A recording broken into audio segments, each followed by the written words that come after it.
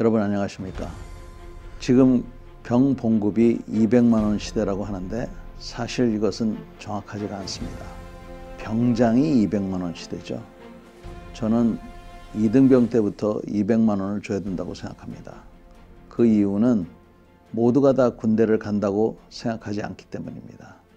우선 여성들도 빠지고 상당수의 사람들이 특례다 뭐다 해서 빠지고 있습니다. 따라서 군복무, 현역 복무를 하는 사람들에 대해서는 그렇게 돈으로라도 보상을 해줘야 된다고 생각합니다. 그런데 한 달에 200만 원씩 받는 그런 시대가 오면 이제는 의무 복무하는 병들도 책임 있게 해야 됩니다.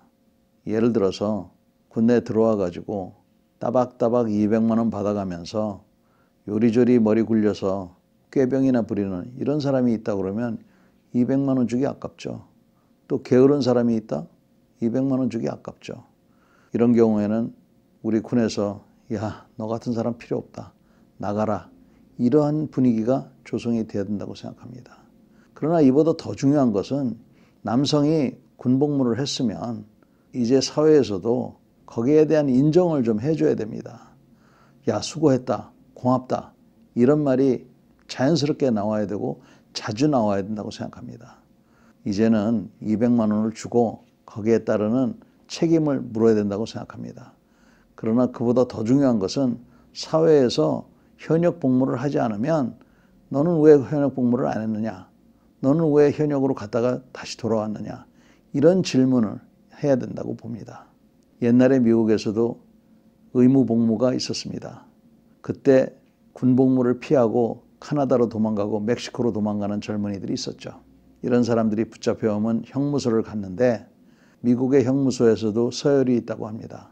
형무소에서 제일 존경받는 사람은 위조지폐 만드는 사람. 그 다음에 형무소에서 제일 멸시당하는 사람은 아동추행범이라고 합니다.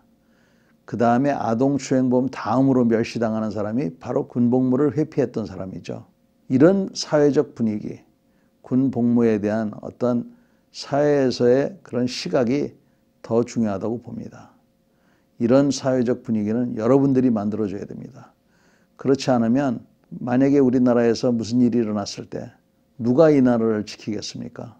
심각하게 한번 생각해 볼 문제입니다. 이러한 병 봉급을 보장해주고 책임을 묻는 동시에 우리 초급 간부들 지금 아우성입니다.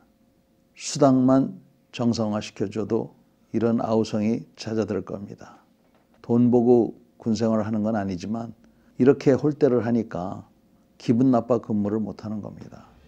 병들에게 제대로 된 월급 부여하고 간부들에게도 제대로 된 봉급을 줬으면 좋겠습니다.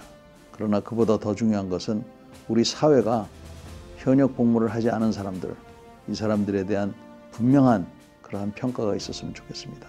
그렇지 않으면 이 나라는 지킬 사람이 없을 것입니다. 오늘도 경청해 주셔서 감사합니다.